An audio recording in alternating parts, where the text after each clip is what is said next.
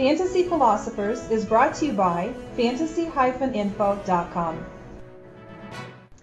DeSean Jackson broke out last season with over 1,000 yards and 10 total touchdowns, not including his touchdowns in special teams.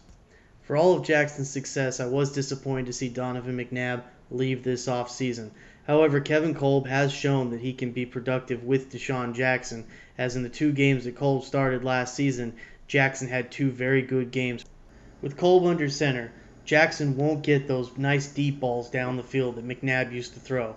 But at the same time, Kolb is a more accurate passer underneath. And so in a West Coast offense, that can really work. Remember, we used to see Jerry Rice back in the old days. He could hit the slant pattern with Joe Montana or even a Steve Young.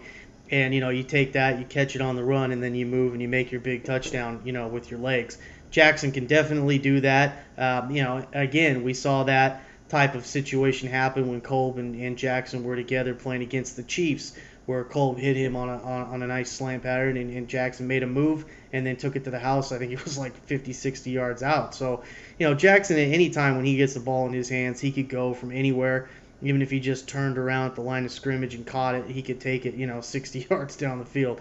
He is that explosive. I'd say, between him and he's probably the most explosive receiver in football. But I'd say for fantasy, still, the best deep threat, in my opinion, is Randy Moss. Especially now that he's still got Tom Brady.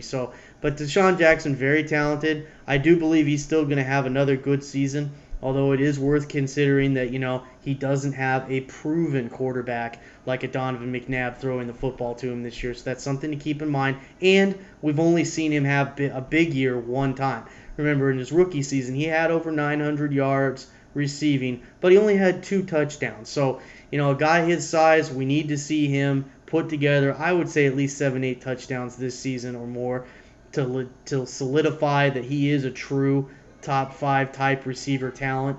But this year we've got him at number 5 because I do believe that with Kolb, he's still going to be productive. We'll see if that happens or not.